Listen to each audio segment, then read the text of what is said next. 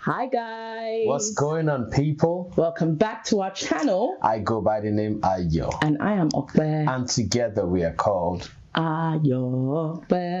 Welcome back, ladies and gentlemen. Where have you been? Where have you been? Where have you been hiding? Okay, and if you're new to the channel, it's either you were not born before now, or still, where have you been? Still, where have you been? Okay. But as we always say, you've come at a good time, better late than never. So welcome back for the first time. Okay, we are certified marriage and relationship coaches. Been married 11 years to the glory of God. No, it's not about the length, baby. Being happily married. Happily married. That's what the key is. It's not how far, it's how well. Not he that willeth. Which one is he that willeth? That runneth. Yeah, but what's that? The scripture now. Then, but of God, how is that related to? What's the scripture?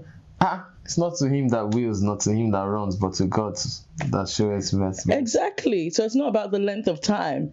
Yeah. Okay. So it's about the mercies of God. It's about the mercies of God. It's not by us, because if it was by Ayo and not don't scatter. If it was by Ayo, especially. You know, I always say this as one of the advice that was given to Ogbeyemi by multiple people was Ayo. You have to be very patient, because I used to be very hot-tempered. I used to be an angry kid, you know.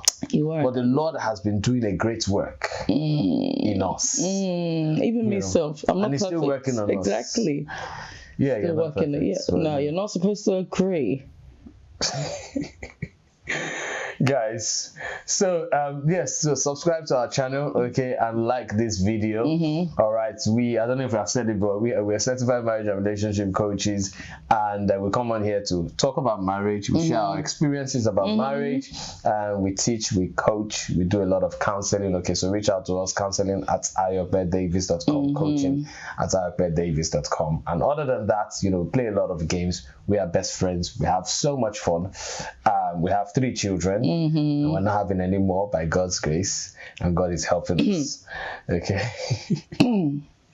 So let us dive into what we have today. So today we are going to continue in our topic, our series called Back to Basics. Back to Basics. And what we're going to do on this occasion is talk about kingdom culture. Kingdom culture in marriage. Let us establish it, right? It's true. This is the part 3, isn't it? Yeah, part 3. So this is the part 3 of the series. I think this series is going to go to like part 12, okay? But just come with us. Well, my name is anyway. So this is part 3. In the first part of the series, we laid the foundation when we started talking about kingdom. You know, we started talking about culture generally, okay? Because Okoyemi is British and I'm Nigerian, or she's British Nigerian and I'm Nigerian British. You know, and then we shared about our backgrounds and what happened, and you know, the little clashes that we were having when we initially got married, and some of these clashes we're still having until now, okay? But however, we're growing every day, of course, and we continue to grow. Okay, so that was in part 1. Okay, if you've not watched it, go and check it out. And then in part 2, we then shared practical tips of how to actually establish and embed embed your culture in your marriage, okay? And align, important. So we literally use the acronym culture. Go and watch it again, where C is for communication, don't tell them understanding, and all of that, and all of that, and all of that. Okay, so again, you want to watch all of these things, because we laid the foundation for what we want to do today, which is now talking about kingdom culture. And I think we also established in the first 2 parts that ultimately, that's my laptop, if you heard something there. My laptop is just showing me that you've abandoned me for the last 1 hour. I guess it's not useful to be abandoning. But just stay there, I'm coming, okay? No, you're not coming. You need to spend some time with your wife. Please, laptop. I need to spend some time with my wife and with my YouTube fam. Okay?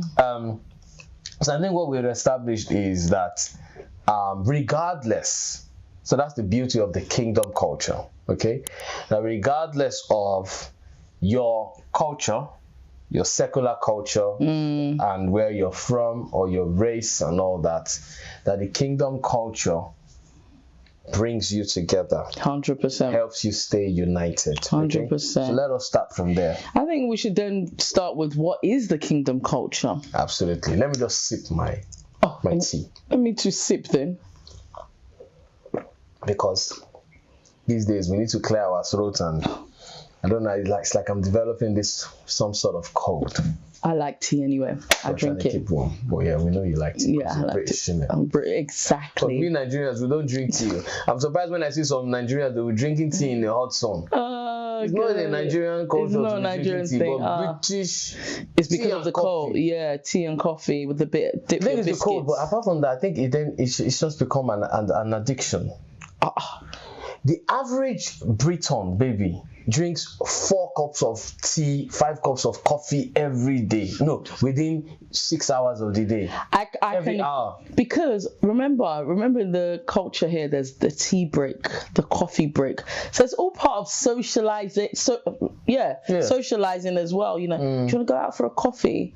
Do you want to go out? So where you just go out for fresh air, you turn that to coffee. I remember the first day somebody said, "You want to go out for a coffee?" I said, "I don't drink coffee." But obviously they were just telling me. I said, "Oh, no thanks, I don't drink coffee." Oh, and that's where they network. That's where that's where things happen. Exactly. You see, we're giving you Expo. He said no. I said no thanks. Oh my God. So you're saying? Yeah. So kingdom culture, let's establish what that is. So for me, I would say that kingdom culture is God-centered. It is making the conscious effort to live away from sin, like to not fall into sin, making the conscious effort to be dependent on God, to be submitted to his will and his way. What else would I say the kingdom culture is? I think it's led by the things of God. And I think what for me, because I know we've heard that, you know, kingdom marriage, another kingdom marriage. I don't want us to think that kingdom culture, kingdom marriage is something that is separate to us. It should be part and parcel of you as a member of God's kingdom, as a child of God. So it's not just for 2 Christian celebrities who are getting married, or it's not just for 2 Christian influencers who are, you know, together and they say it's kingdom culture. No, it's you. So long as you follow Christ, so long as you believe that Jesus is your personal Lord and Savior, and not just believe with your mouth, but you follow through with your actions as well, then you are walking in kingdom culture. Absolutely. I think you said something very key, right? So, I always do. Because you need to be led. Okay? So understand something, that there's always something leading a man. Come on. All right? Yeah. So go and look at it, right? There's always something leading a man. But what we're trying to tell you is that let that driver and whatever is leading you be the Holy Spirit. Okay? So in order to have a kingdom culture, a kingdom marriage, you need to be led by the Spirit of God. Okay, now people are led by different things. Some people are money driven. Some people are lust driven. Some people are driven by food. Whatever, right? And this is what leads them. Yeah. Okay. So we're even saying that even as a single person within the context of a marriage, or even as a single person by yourself as an individual, you need to be led by the Spirit of God. So the kingdom culture is governed by the kingdom principles. Yes. Okay. And where do the kingdom principles come from? From the Word of God, isn't it? And where does the Word of God come from? From God. Yes. And where does God come from? From God. From God. Because he said in the beginning was the Word, and the Word was with God, and the Word was God. Okay? But you know why I asked that question? Where does the Word of God come from? Because sometimes, even in the kingdom, we're very much reliant on what people have told us. Oh, well, this scripture was, this pastor said this, or in my group of friends we said this, but you need to go inside the word of God for yourself. Check it. Not saying that your pastor's lying or anything like that, but sometimes not enough of us like to admit that we get our Bible revelations from a clip that we've heard on Facebook or Instagram, you know, without going to check it, without going to verify it, without going to look for our own revelation, you know. So that's why I said the word of God, you have to actually go into the word of God, not just what you scrolled on Insta, not just what's popped up on Bible verse for the day, because even when you see Bible verse for the day, you need to go inside. It will tell you one scripture, go what was said before, what was said after. Absolutely. So understand that when you now look at the kingdom, right? So the earthly kingdom, right? We look at the United Kingdom, the ruling, like the United Kingdom, right? Being ruled, by a family, So you have a king or a queen who is in charge and ruling over a territory. Right? So the king is in charge of United Kingdom. So that's the territory.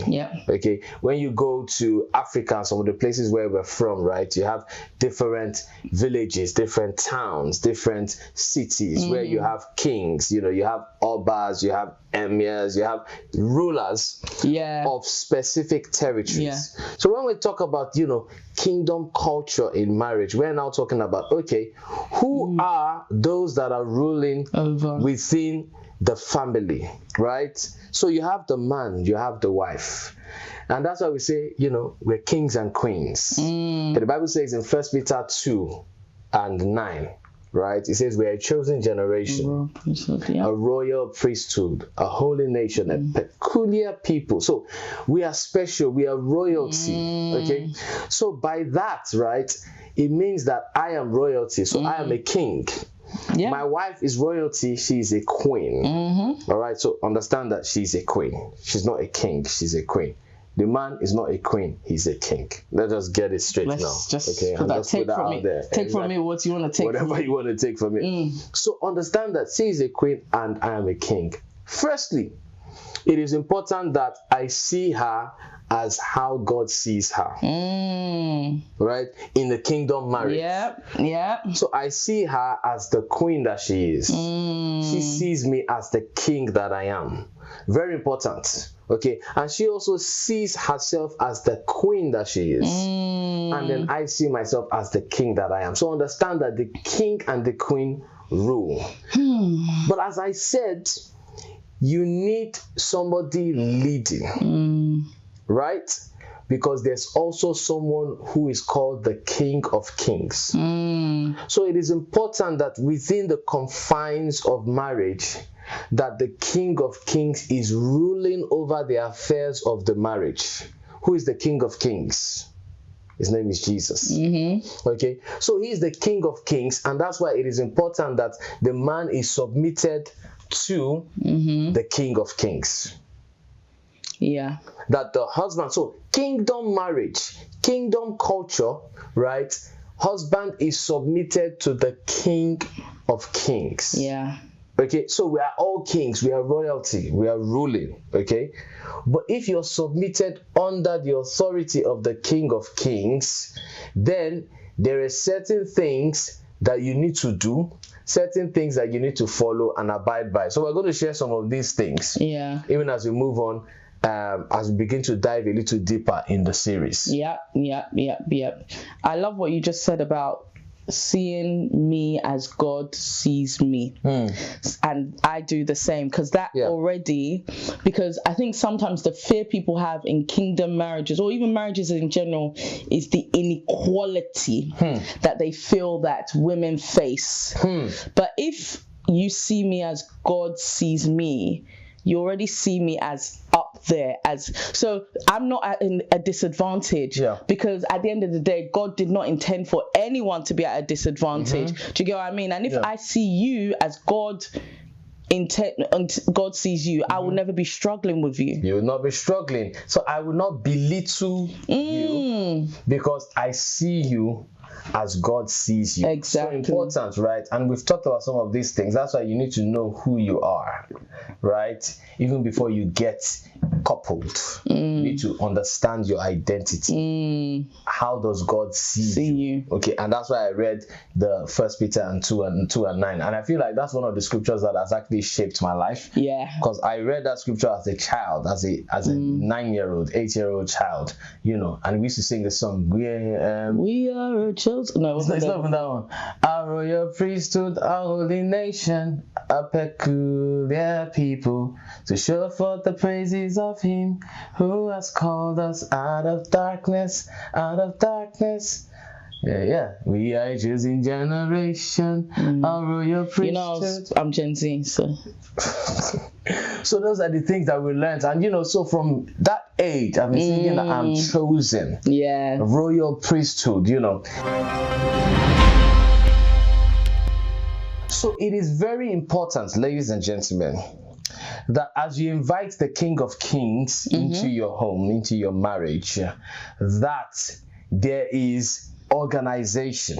Okay, so regardless of race, regardless of language, regardless of culture and all of those things, right, we need to establish that it is important that we are submitted to one another. Okay, so Ephesians 5:21-33. Again, we can't read all of these scriptures, but please read it very well. It's a popular scripture, but read it with understanding, right? So submit yourselves one to another. Okay, submit. King submit to queen. Queen submit to king. King submit to the King of Kings. Do you understand? That is the hierarchy. That is how the kingdom of marriage, the kingdom family has been set up. Yeah. Okay, for there to be peace. So in a minute, we're going to talk about some of the fruits of the Spirit that we require in a kingdom marriage. Yeah. But it is important that we don't want to go into this debate of love and respect, right? So respect each other. If you see your wife as a queen, you pay her respect. You 100%. See your husband as a king, you pay him respect, regardless of whatever culture is saying. Right? Regardless of whether your culture says you should kneel down to serve him food, or you should stand up, or you should dance, or you should be naked. Different cultures. Yeah. Do you understand? But the key thing is that in my heart, what I want to do is that I want to honor this person. Right? So, husband, honor your wife. Wife, honor your husband. It is that easy. It is not difficult. Okay, and we submit one to another. So submitting one to another, as we said, is that today, have it your way. Yeah. I submit to you. These are my plans. This is what I want to do. I submit to you. Yeah. I need to talk about my plans as the man, as the king. I will talk to my queen about my plans. Yeah. I am submitting my plans to her. The same way, queen, your plans, submit your plans to your husband. Yeah. Your thoughts, your decision, submit them to your husband. Submission could just mean, what do you think about this? Yeah. Submission. This is what I was planning to do. This is what I want us to do for Christmas. This is how. It's not more than that. But we've turned it to such a dirty word, like I always say. We've turned it into a dirty word. And you said something about hierarchy. Hierarchy is not a bad thing. We assume that hierarchy is a bad thing, but even in the office, there's hierarchy. Even in a business, for there to be any good business, any successful business, there is hierarchy. Yeah. There's someone that you can escalate to. I mean, I'm even happy that I'm not the person that needs to be escalated to, because as Flavor said, to be a man, no be their job. And I always say that. So there is a hierarchy, but in the hierarchy, everyone gets respect. I don't know about anyone else's workplace, but obviously the CEO won't. And I guess maybe it just might be a country thing. It might be a cultural thing. Yeah. The CEO in the UK would not or should not be disrespectful to even the cleaner. Yeah. Again, that's what we talk about. When you talk about culture, there are some organizations where the CEO is outright disrespectful. But you go to another organization where even the cleaner, right, and no disrespect, right, the cleaner is respected. And in those The same way- places, yeah. they have a good work culture.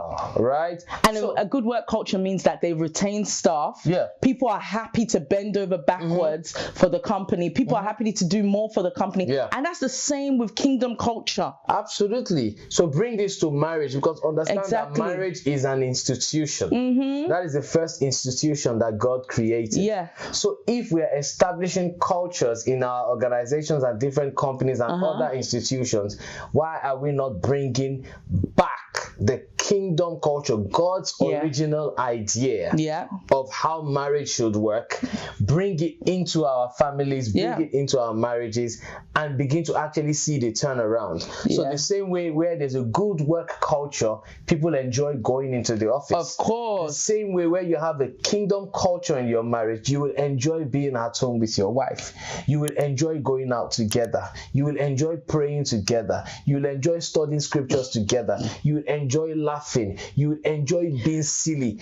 You will enjoy it because God is a part of that family, and you are practicing the principles. Okay, so these are the key things, guys. These are the basic stuff. That's why we're calling this series Back to Basics. Let us go back to what the template that has been given to us. There's no need to create a new template. There's no need to be woke, because this wokeness now is causing problems. In the name of being woke, marriages are being destroyed. In the name of being woke, people are saying, oh, I will never do that. If you will never do that, then you will never be happy in a marriage. You know, when you were talking about the culture, the work culture, you know what it just reminded me of? But guys, let me just tell you a story. One day I woke up, I was like, oh, I'm going to the office today. I said, stay home now, like stay home. Like, no, they need me in the office. They really need my help. I've got a lot to do. Only for this guy to message me at lunch and say, oh, food is being provided by work today and they've taken us out for games. I said, oh, the same people that needed you at work. Hi, Obama, something tells me that you planned to go to the office today. So, but what my point being, baby, you were ginger to go to work because of they've created that good work culture. So even if you did have to do work after, you were happy to, because they've poured into your work love tank. Absolutely. So the same way you need to pour into your spouse's love tank. Exactly. Okay? And that's how it becomes an enjoyable marriage. Yeah. Okay? Yeah. So when we talk about love as the fruit of the spirit and an ingredient for kingdom marriage, it is that easy.